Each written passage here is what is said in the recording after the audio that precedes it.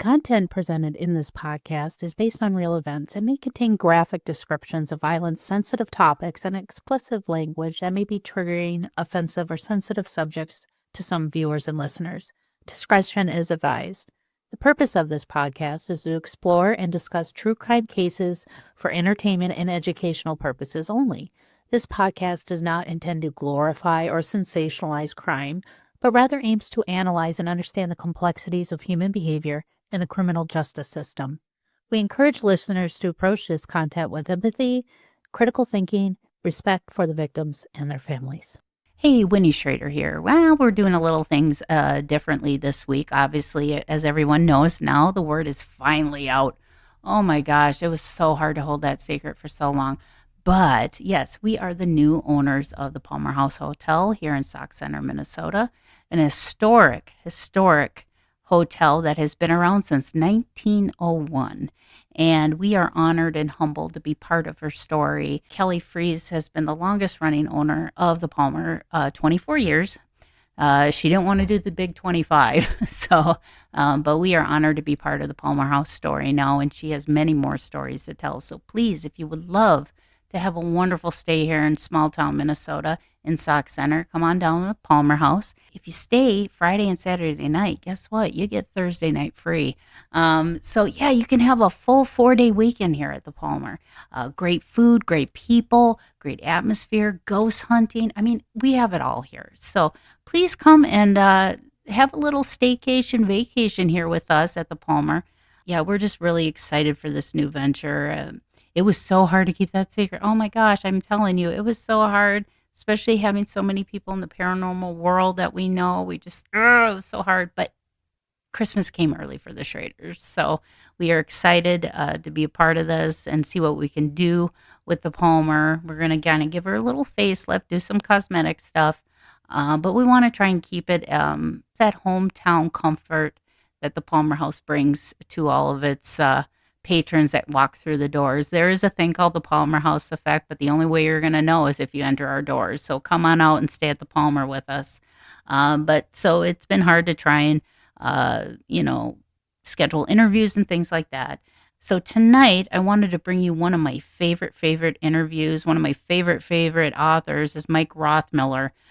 He has been, the way he researches and the things that he's seen and done, and it's amazing. But one book that he wrote that really, really caught my eye was Bombshell, and how Bobby Kennedy himself may have been involved in Marilyn Monroe's death. Did she kill herself?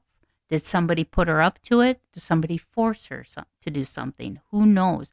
But this story right here has a lot of weight.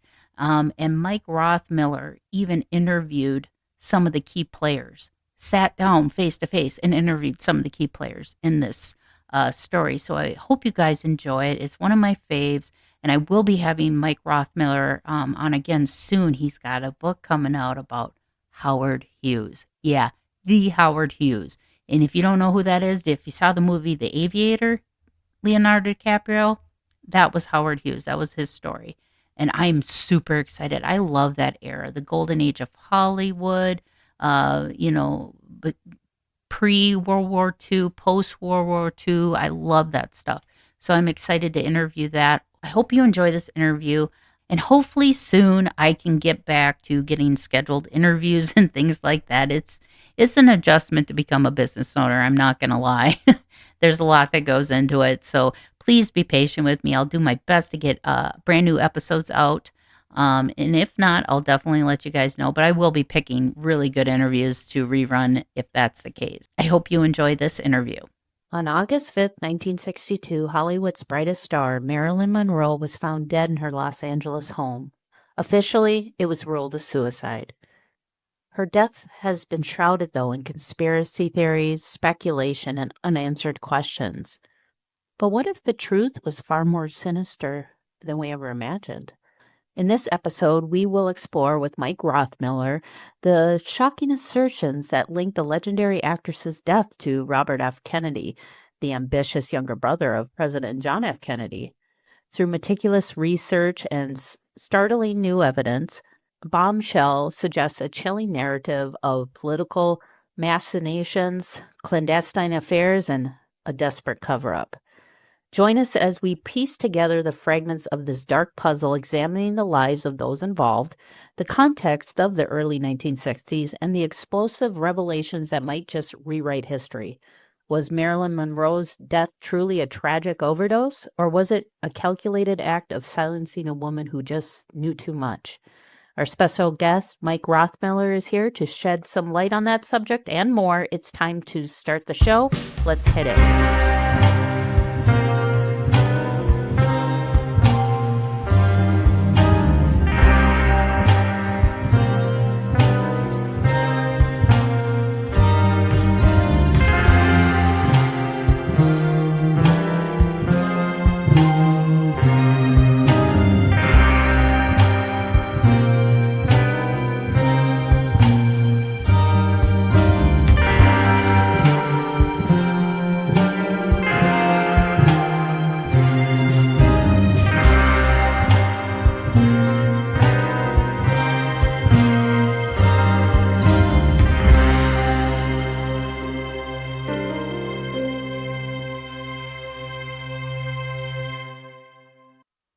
Hi, and welcome to another episode of Mysteries, Mayhem, and Merlot.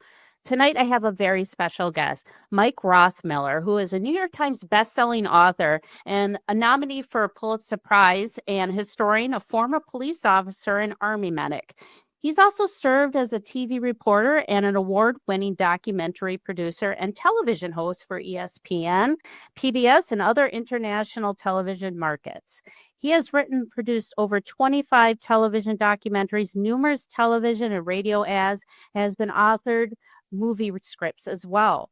Now, he has authored over 23 books, and his most recent, The Secret Lies and Deception and the Amazing Pieces of History, was featured on Fox News and over 40 television news stations across the country. Tonight, we're going to have Mike on, though, for a very special book that is very interesting to me and I hold very dear because I adore this woman. Tonight, we have Mike Rothmiller talking about Bombshell, the night Bobby Kennedy killed Marilyn Monroe. Now, this is kind of a huge topic to kind of conquer, saying that Bobby Kennedy killed Marilyn Monroe. That's a huge, huge assertion. So going through this book, what kind of things did you come across that led to thinking that Bobby Kennedy killed Marilyn Monroe? Well, several things. One, I spoke to a witness who was there and saw what happened. But I worked LAPD intelligence, and Okay. LAPD intelligence was completely different from the police department. It was like a mini CIA. And what I mean by that is we conducted intelligence investigations, but we never arrested anybody for anything. It was just get the information. The information that we received was never shared with anybody. And in Marilyn's case, as in some other ones too, at her death, there was an intelligence investigation and the death investigation. The death investigation was handled by the homicide guys. The intelligence investigation was handled by the Organized Crime Intelligence Division where I worked. And that information was never given to homicide. That was only given to the chief of police. So with that, I had access to the file, which has never been released. I had access to the files on the Kennedys, the intelligence files on the Kennedys, Peter Lawford, a guy named Freddie Otash, Marilyn. It goes on and on. Anybody wielded power, LAPD maintained an intelligence dossier on. Didn't matter if they're from LA, it was from across the country and at times worldwide. So what happened was when I went into OCID, I started looking through the files and I thought, okay, well, we're supposed to be working on organized crime figures. Yeah, there are files on those guys, but there are huge files on celebrities, sports figures, coaches, judges, politicians, you name it. So I started going through the files. And the first one I remember reading on a politician was Joseph Alioto. He was the mayor of San Francisco then. A massive intelligence file on him. Then I got to the mayor of LA, was Tom Bradley.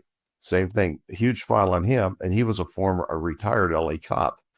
So they maintained a huge file on him.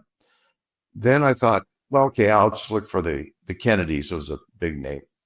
Every Kennedy, especially the main ones, the Jack, John, and Ted, all had massive files. And those files were linked to mafia figures, to entertainers, anybody you can imagine. It's just a huge spider web in those files. And so I went through the files, and I also read the investigation that was done on her death. I said, wait a minute. This isn't what the public's been told. It's the complete opposite. What the story. Really? Okay. Yeah, and it's the same thing with the Black Dahlia. They had an intelligence file, and I read that. It's not what the public knows, what actually happened. And so anyway, I went through that, and I started going through all of the files on the Kennedys, on Marilyn, Peter Lawford, so forth. Well, going through the files, I noticed there was a guy named Fred Otash who was mentioned. Fred Otash was a former LA cop. He became a PI, private investigator, and he would sell loads of information to the scandal sheets back then. And he was probably the highest paid private eye in the country at the time. So I read his file, and I realized nobody had spoken to him in probably 20 years, which is strange because he was still around, still doing things. You want informants, you want to talk to people, learn things. So I called him, and we developed a relationship. And the reason being is Fred would have 1 foot in the legal world and 1 foot in the criminal world. He was walking that tightrope all the time. I caught him with his feet in the criminal world at the time. Oh, okay. I got a hold, we had a meeting, and I just laid it out to him, said, hey, Fred, I know about X, Y, and Z. And boy, it'd really be terrible if the DA found out about this. But it's our secret because I'm just here to gather intelligence. I'm not here to arrest you or do anything. So Fred started telling me what happened, what he did that night, because he's the person who planted the bugs and the wiretaps in Marilyn's house and Peter Lawford's house. He was taking those recordings, and I asked him, well, what are you doing with them, Fred? And beyond listening to him, he already was on the payroll of the CIA, the FBI, and Jimmy Hoffa for the Teamsters. They all wanted information on the Kennedys. So he was piecemealing that information out to them. And also OCID had been paying him for quite some time too. And Fred was interesting because the conversation, I said, well, are you giving everybody all the information? And he said, well, of course not. He says, I'm giving the CIA very little, the FBI less. I'm giving Hoffa basically nothing because he said Hoffa was a hothead. He didn't want to get drawn into this. Hoffa would go and have a press conference. But he says, I'm giving OCID all the information. I said, why would you do that? He says, you guys are the hometown muscle. You can destroy me if you want to, which was true because he lived in LA. So anyway, we had several conversations through the time, and I asked him what he did, and I quizzed him about other things, make sure his memory was still sharp and he wasn't taking me off the trail, intentionally lying to me. So we did that, and he told me everything that he heard on the wiretaps, who hired him, and so forth. And then, it must have been about early 82.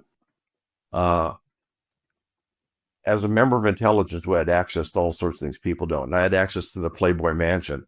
Anytime I wanted to go there, I could take people there. And so I asked my wife and a friend who was a major television producer, said, hey, you guys want to see the Playboy Mansion? They all jumped at it. Everybody wanted to go to the Playboy Mansion. Oh, right? of course. Why not? Yeah, more so than going to the White House. No, Playboy Mansion, yes. So it was on a weekend during the day, and we took him up there. And as the guy I knew the head of security there, as he's taking us through the house when we first go in, he was describing what they're going to see and where he's going to take him. And I heard a TV playing in this room just adjacent to me. And so I just stepped over there. I looked in, and I saw this guy, this real small room, watching TV, just staring at it. And he looked at me, And I go, God, I know this guy, but from where? And then I realized, oh, that's Peter Lawford. He had long hair. He looked horrible. And he was drunk, quite frankly. And this was probably 7, 8, 9, 10 in the morning. And so I say something to him. I acknowledge him, and he says, yeah, hi. And took a business card, and I wrote on my business card, I want to call me. I shoved it in the shirt pocket, thinking this guy's never going to call me if he even finds it, if he even remembers me being here. Well, what happens about 6, 7 days later, the following week, I receive a message at the office that a Mr. Lawford called. And I thought, my goodness, he did call. He found the card. So, Did you know that radio just got a little extraterrestrial? That's right, Dave Schrader is back on radio with the Paranormal 360 every Sunday evening, 7 to 9 p.m. Central on WCCO AM 830, an Odyssey station. Just download the Odyssey app and look for the WCCO logo, follow the station, and listen live. That's the Paranormal 360 on WCCO AM 830, an Odyssey station. Hello, Darklings and my fellow mind travelers. This is Mark Allen Lanou, the Gemini Mind. Come take a journey with me through this place we call life by picking up a copy of my book, Reality Was Once the Tapestry of the Dreamer. Available on Barnes & Noble and Amazon online. You can find the links also on my website, markallenlanou.com. Chock full of stories about organized crime, the paranormal, my music career, NASA, and more. So go pick up your copy, and you all rock. Indeed. I went to we didn't have cell phones then. And so I went to a payphone, plugged in all the quarters I had, and called him. And I said, yeah, I'm returning your call. And I said, do you remember meeting me at the Blair Ranch? He goes, no. And I said, well, we talked very briefly.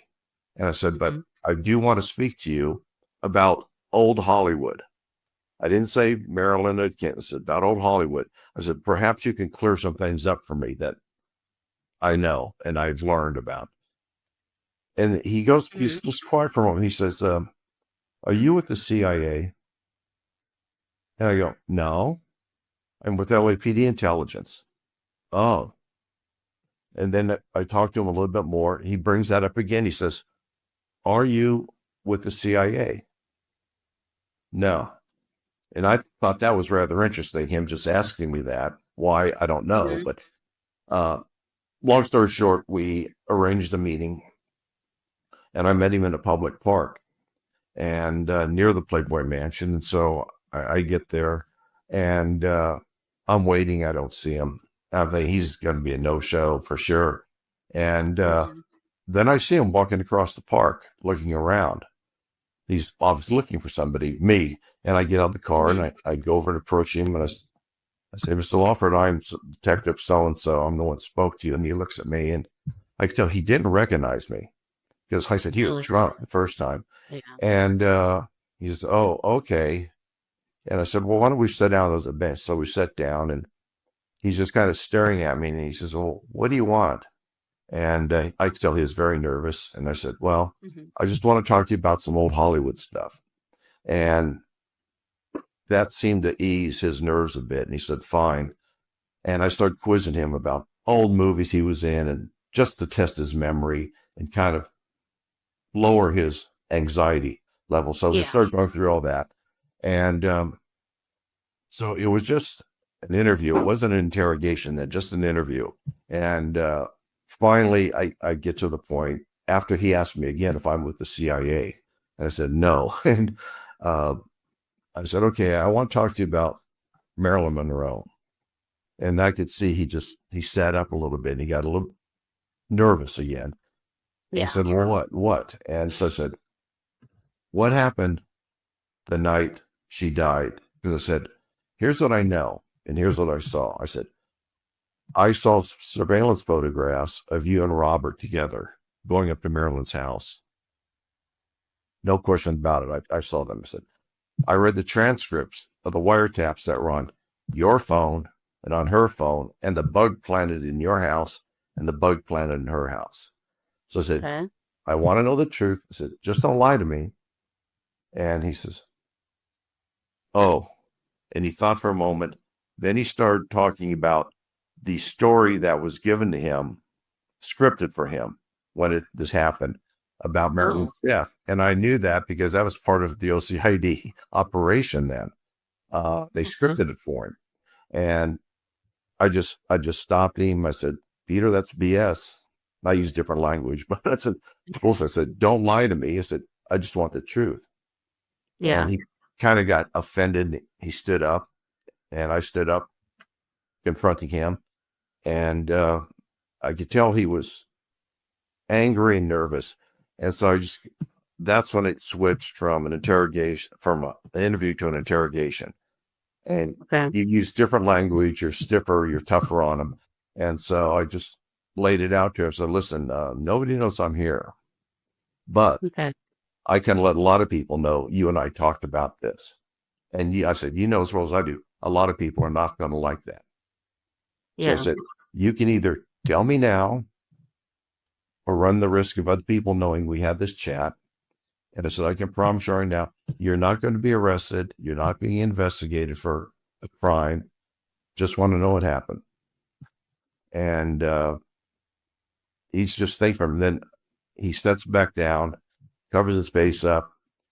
And I said, okay, now he's thinking. He's thinking all this through. And then he finally said, what do you want to know?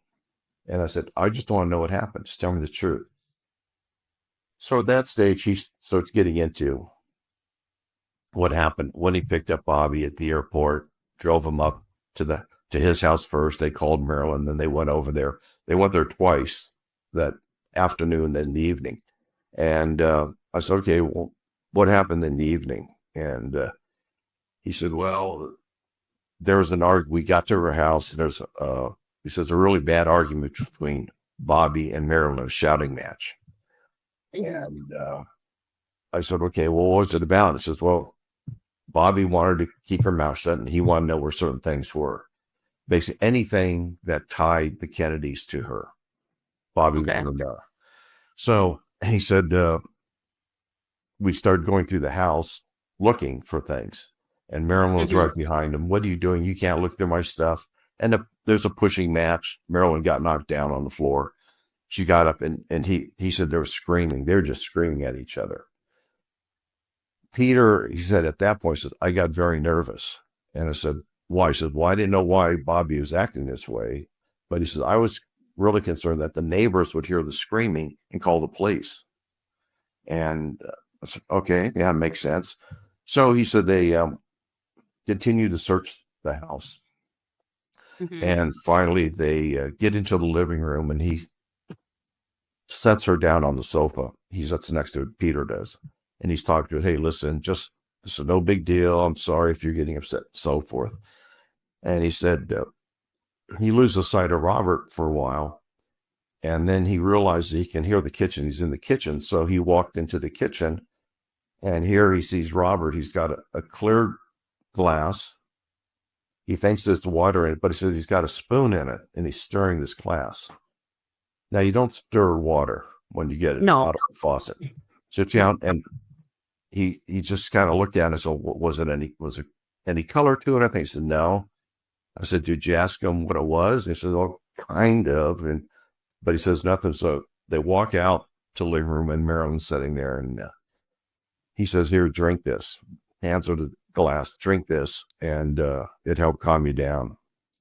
And Peter said, I said, what did you do? And he says, well, I said the same because I thought it was just a sedative or something, and it would help calm her down.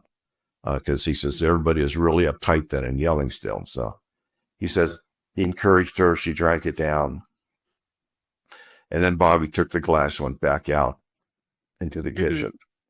So at that stage, he's still talking to Marilyn, calming her down. He says that while he's in the kitchen with Bobby for a moment, he says he comes back out, and he says, kind of tired. She's kind of quiet now. So he says, we went back to search the house more. So he says, we're in the bedroom, we're in every room, going through drawers and so forth. And he says, we really didn't find anything. So, well, what were you looking for? And he reiterated, well, anything photographs, a diary, anything like that she may have kept. Didn't find anything. And he says they go back out to the living room, and Marilyn looks like she's asleep on the sofa. And he says, I walked over to him and over to her, and he says, Marilyn, she didn't respond like a normal person would. She's like drugged. She's drugged out, just kind of mumbled something. He says, at that time, he says, there's a knock on the door. Peter says, I thought, my God, it's the police. But he was right in a sense. It was. So he says, Bob says, come on, we got to go. As they walk to the front door, he opens it, and there are two guys standing there in plain clothes.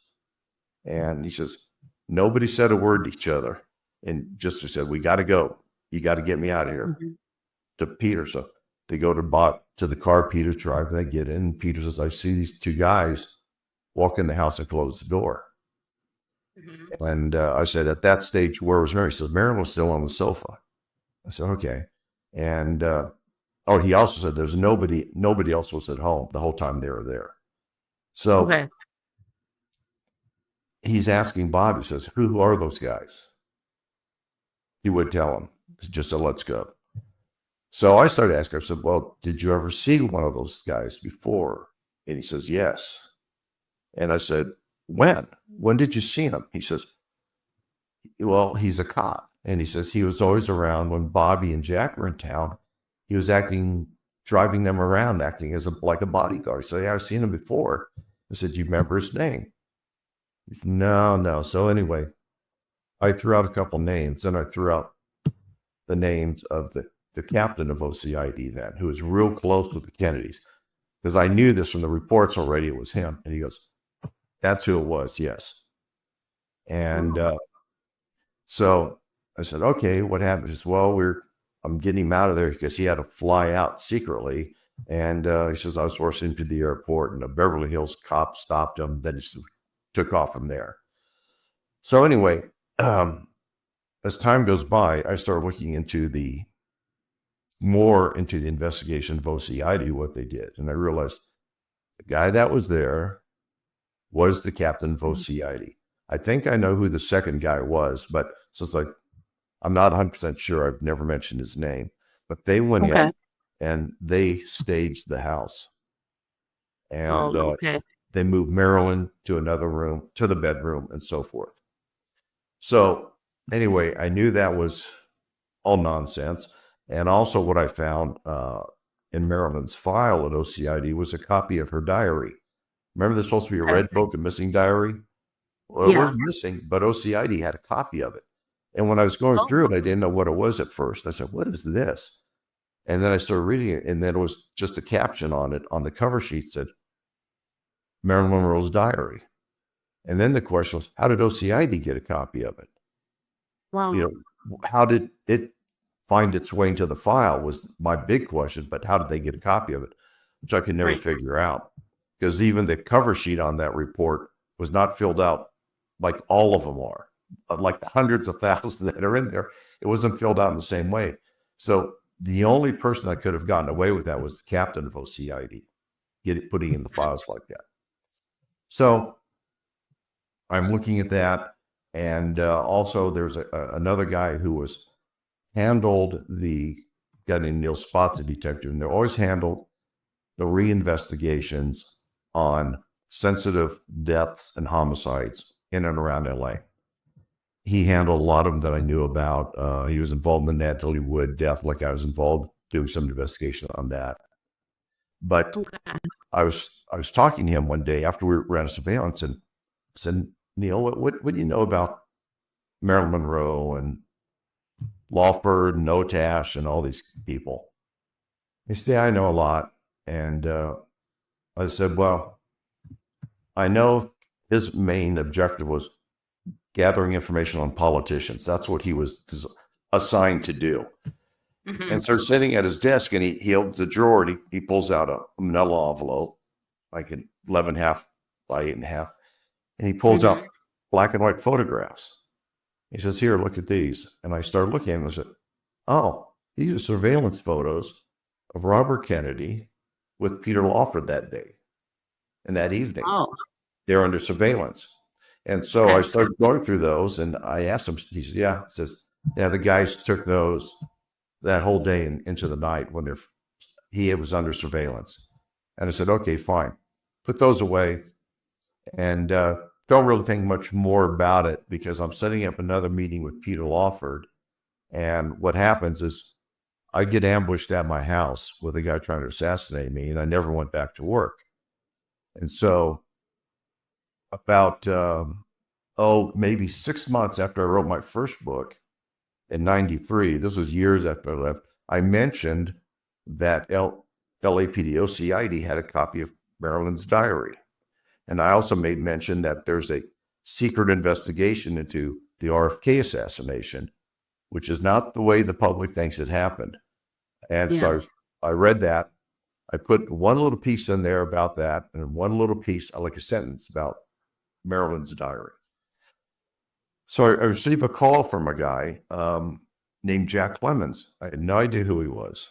And I said, well, okay, who are you? He says, well, former LAPD. He says, I was the first cop at Marilyn's house the night she died. And I said, you were? And he says, yeah, Jack was the watch commander of West LA, and he received the call, and he went up there. And I said, well, what was it like? And he says, well, the whole thing was a huge cover-up. And so, what do you mean? He says, they staged. He said, I could tell the whole place was staged. The people there were psychiatrists and another doctor and the housekeeper. And he says, I never got a straight answer from any of them.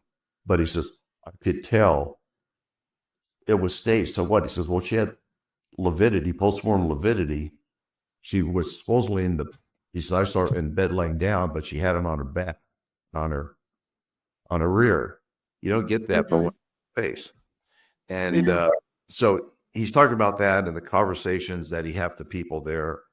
And that's all in the book. But he says what really got him interested, or not interested, is concerned. He says, after that, about a week or two later, he's the watch commander in uniform at a patrol division. These two guys walk in, detectives, and they say, okay, we want you to initial these photographs. You never do that in LAPD. The person whose initials and numbers go on there is the person who took the photographs, not some cop that just was there. And he goes, well, no, what are you talking about? She said, and the guy says, here, look at these.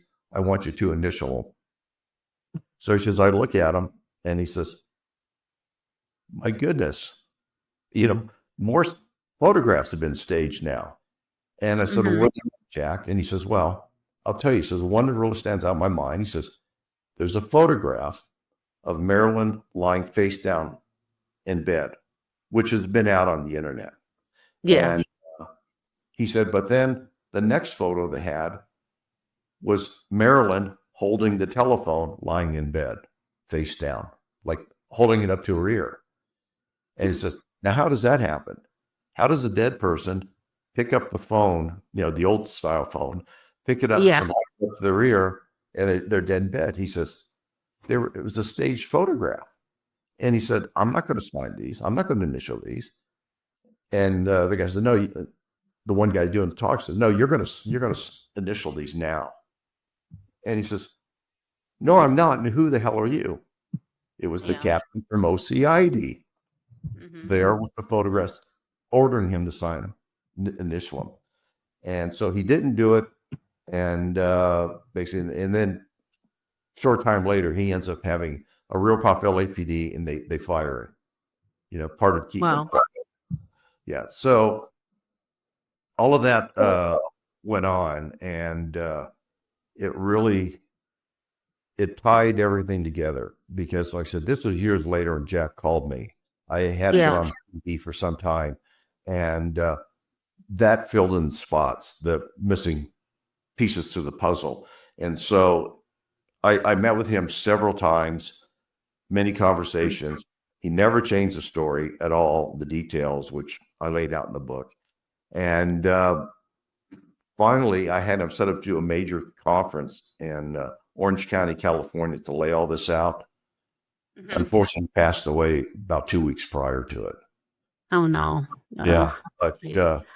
it was just amazing situation because all of the facts are there, and it was absolutely a cover up. And people say, well, how can it be covered up? Well, it's pretty easy when you're working intelligence, because Right. intelligence had so much power back then. And when I was there, people were terrified of it because they knew you could take them down for anything. And there are even some cases I'm convinced were some guys from the old intelligence unit. They did kill some people without question, because I know they planted bombs in cars in the old days, but it just terrified people, and it certainly terrified a lot of the mafia guys that were in LA.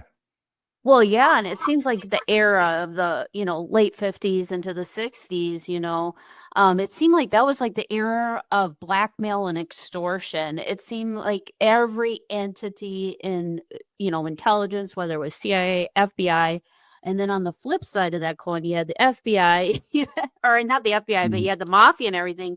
It seemed like everybody was trying to get under everybody's thumb so that way they had control. Now, we do have to take a quick break, but one thing I really have always been intrigued to know is, obviously everybody knows that Marilyn had a relationship with President Kennedy. But what did she know that would cause them to want to bump her off, basically, so information that she may know doesn't get out? That's what I want to talk about after the break. My darklings, December moves pretty fast. All the outings, the parties, the shopping, the travel, the did we actually wrap everything chaos? But once the noise dies down, there's always that one moment that I look forward to most. Slowing down, cozying up, and just being present with the people I love. And that's exactly why I keep going back to Cozy Earth. Their bamboo sheets, made from viscose from bamboo, are the best gift of better sleep I've ever given, and the best gift I've ever given myself. They're incredibly soft. They sleep cooler, and somehow they make crawling into bed feel like you're slipping into a luxury retreat. And if you've got someone on your list who desperately needs rest, or if that someone is you, this is the gift that says, take a breath. You deserve this. And then there's the bubble cuddle blanket. I've told you about this. If you want to give a gift that feels more like an experience than a product, like a hug that they can feel from you any time of year, this is the gift. It's got that plush textured feel, just the right weight, and it turns any couch or bed into the coziest corner of the house. Snuggling by the fire, movie nights, maybe even a quiet moment on the couch. This blanket makes all of it better. It's comfort that lingers long after the holidays end. Plus, you get a 100-night sleep trial and a 10-year warranty. Think about that. Try returning any other bedding after using it for 3 months. That just ain't gonna happen. Cozy Earth stands behind every stitch. So here's the deal. Now, through December 12th, head to CozyEarth.com and use my code P60 for up to 40% off. And order by the 12th for guaranteed Christmas delivery.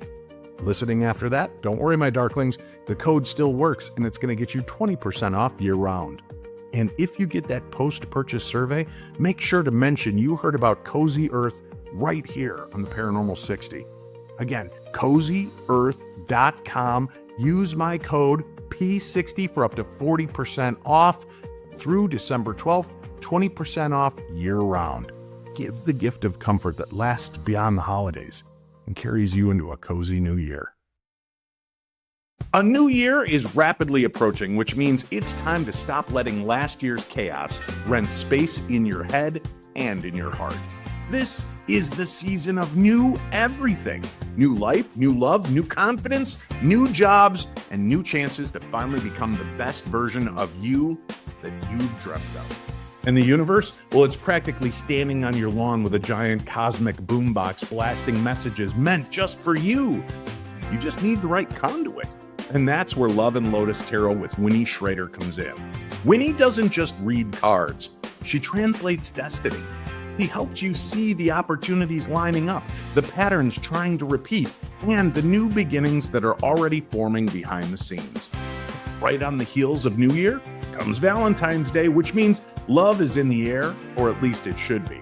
And if your love life has been more like a blue screen of death error, romance not found, don't panic, my friends. The universe is already trying to nudge you in the right direction. The cards are ready to be shuffled, your story is ready to turn the next page, and your next beginning is closer than you think. Book your reading now, or better yet, buy a reading for a friend. Visit lovelotustarot.com and start the year the way it deserves, with clarity, confidence, and maybe even finding the love that you deserve. That's lovelotustarot.com. Your destiny awaits. And we're back from the break. Now, before we took the break, I wanted to find out, what did Marilyn know that would, did she know something that would give them reason to bump her off?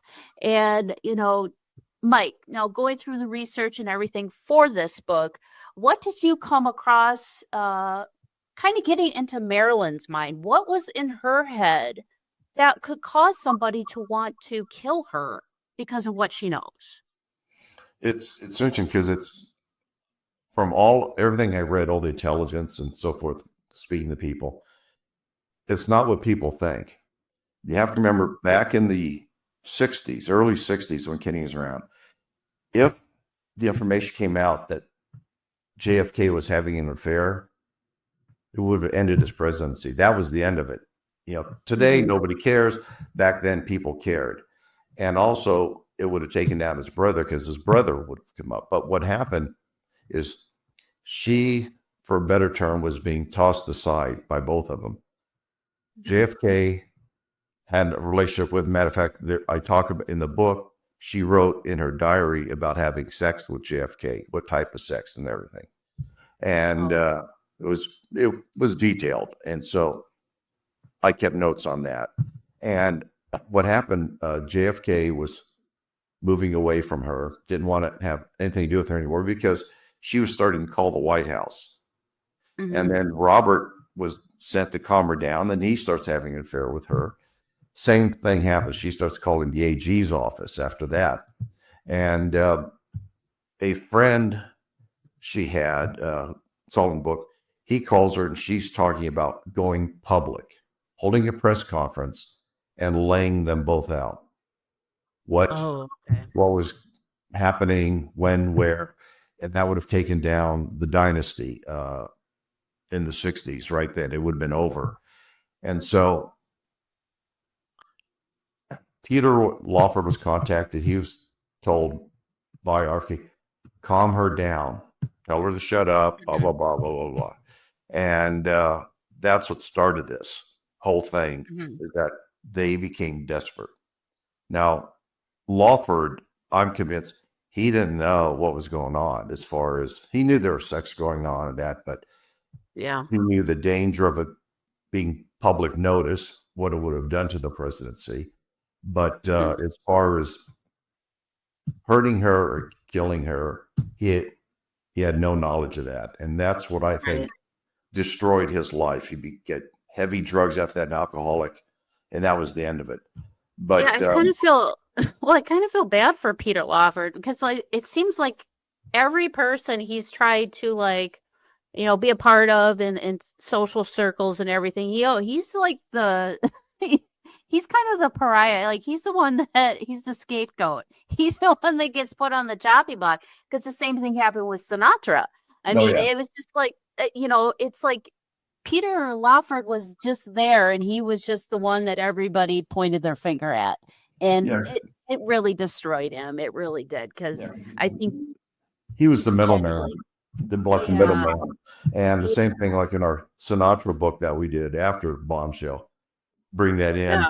He was the middleman between Kennedy and the Sinatra, so it was a tough position for him. But other things she said, she made mention in the diary that Castro was a bad guy, had to go, but no details.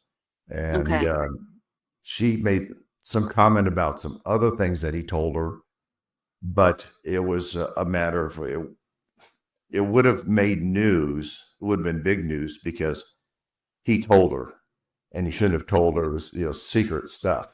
And so the reason to quiet her, to get her quiet, get rid of her, was because she threatened, and they had it on the wiretap that Otash had. But she's talking to this guy who's named in the book that she was going to go public and hold a press conference, and that would have been the end of it, the end of the Kennedy dynasty. So they had to shut her up. How they chose to do it is another story. And what was in that glass that Bobby gave her to drink is unknown because the glass was never tested. But what's possible is that she was always taking sedatives and other drugs like that. It could have been that it was the same drug she was taking, except there was enough in it and enough in her system. It was an overdose from that given to her. But that's speculation that it was the same sort of because narcotic that she took. Well, didn't they also say for her autopsy that she had undigested pills in her stomach contents or something like that? Well, they talk about some, but also it was out of her stomach that this was a clear liquid, so it wouldn't have shown up. Right. And they certainly did not have, the coroner didn't have testing the way they do today. And the other thing that came into play is that in the book, we lay these people out who they are but there a lot of people were around JFK and Bobby that were really heavily tied into the CIA. And the one guy who was kind of his right-hand man in a way was involved with the CIA doctor who was developing poisons at the time. And so it would be very easy for him to get some of that and what they're using, and there was no antidote for it. And was that part of it? We don't know because there was no test for it. Right. And probably even they exhumed her body today. Who knows if they could test for it, if it's cleared the body or it's, gone now. Yeah. I just don't know. I know, and that's unfortunate because with a lot of these historical cases, things that have happened in our past that have, those are the things you remember where you are when you heard it. But yeah, we've had a lot of those where we just didn't have the testing back then. But yeah, I mean, like if you think about it, if she had undigested pills in her stomach, which means her body hasn't absorbed that medication, but then why did she have that amount of medication in her system plus a little more? You know what I mean? So obviously she got it somewhere else and not through pill form. Right. And it's unfortunate, that we didn't have the testing and things like that. But one thing I do want to ask my listeners is comment below. Do you think Bobby Kennedy could have killed Marilyn Monroe? I'm intrigued to see what my listeners think, because this is a theory that I honestly think could be very plausible. You can't put anything past the Kennedys. What was kind of the goal for your book? Well, my goal was just to clarify and correct history. That's what's behind it. And because I had this information for years and I kept it quiet for 40 years, I just didn't talk about it. But at this stage, there's nobody is living who would have any firsthand knowledge. That's the problem. Any evidence was destroyed years ago. The only potential is another autopsy on Marilyn looking for various drugs, exotic drugs that the CIA was manufacturing.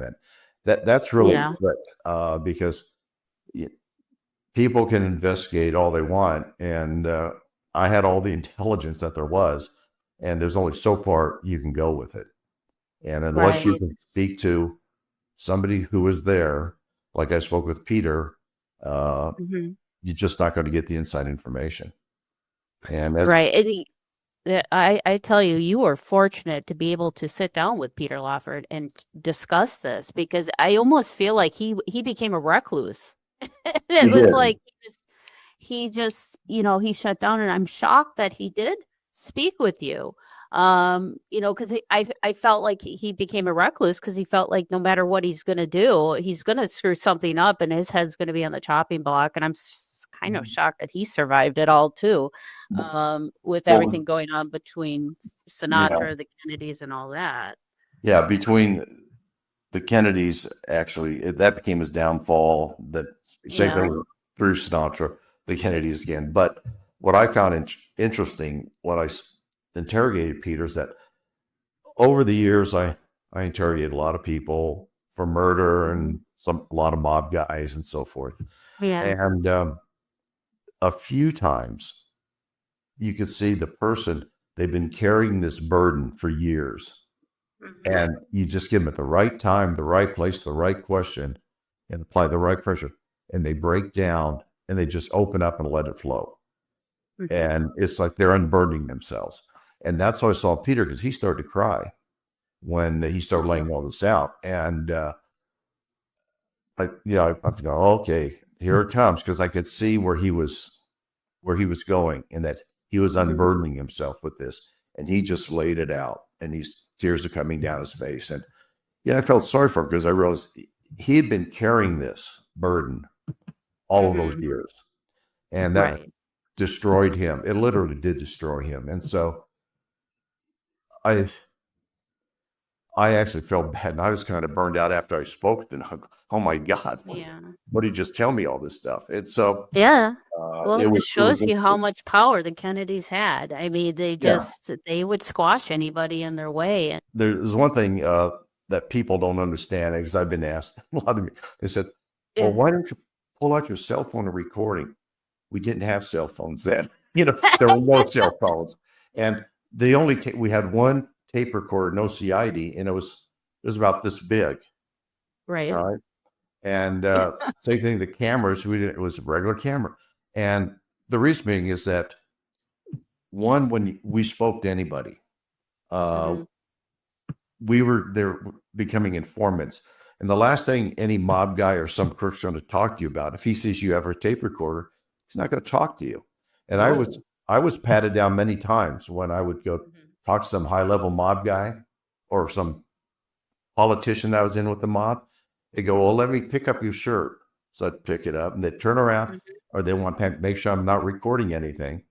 And so that's what we never recorded anybody, because if you were caught trying to record somebody, that they will never speak to you again. It's the end of it. And same thing with try to take their photos. It just was, we had surveillance photos of telephoto lenses for people, but if we said, "Here, let me take your picture now," that's the end of it. Okay, so with the book Bombshell, is there anything projects coming up that are tied with Bombshell? And then we're definitely going to have you on for the follow-up book, the Sinatra book, which you have some new information going on with Frank there. So with Bombshell, though, do you have any projects or anything that's in the works or anything that may come to light that you would like to add in later for an additional edition of the book? Well, yeah, it's basically a couple of weeks ago, we finalized the deal with a major actor, and for management company, they acquired the TV and movie rights to the book. And so they're starting to move forward on that now. Thank you so much for your time today, Mike. This was very fascinating and very enlightening to know how much power even political people have, and the inner workings and how they can delve into the nether regions of the crime world.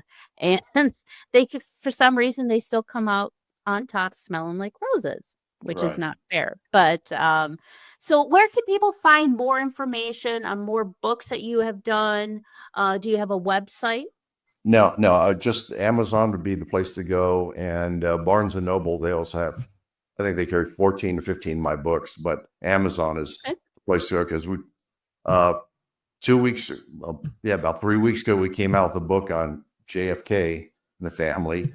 And that was after the Sinatra book. Now we're doing a book on another major worldwide icon that will shock everybody more so than Bombshell. Oh my gosh, you're going to be my go-to guy for my show. You're just going to keep on bringing me good content, and I love it. Well, I will put a link up for your book, Bombshell, in today's program guide, but please rate and review the books, people. It helps these authors get these books out and it's being seen more when people search for these books. That way, what you like, people can actually see and know it's out there. So please rate and review. There will be a link in today's program, a program guide for that. Well, thank you so much for your time, Mike. It was a pleasure, and we're definitely going to have you on in the future for whatever Rat Pack person you got or presidential candidate with corruption and conspiracy. I love it. It's my jam, and I can't wait to have you on again. You're welcome. It was a pleasure. Now, we've journeyed through the glitz and glamour of Hollywood and peered into the halls of political power and unearthed the disturbing possibilities about one of the most iconic figures of the 20th century. Now, Bombshell, the night that Bobby Kennedy killed Marilyn Monroe, offers a provocative and controversial narrative that challenges the official story that we've been told for decades, right? Whether you believe in its conclusions or not, it forces you to reconsider the fragility of truth. Marilyn Monroe remains a symbol of beauty and talent and tragedy.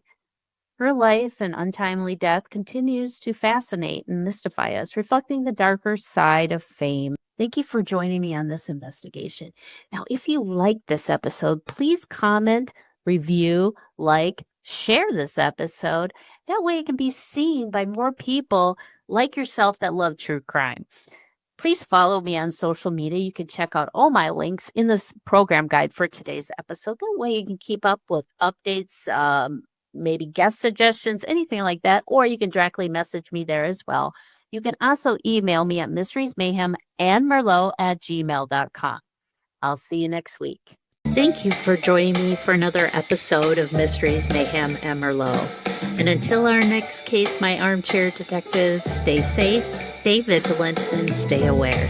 I'll see you right here next week on Mysteries, Mayhem, and Merlot.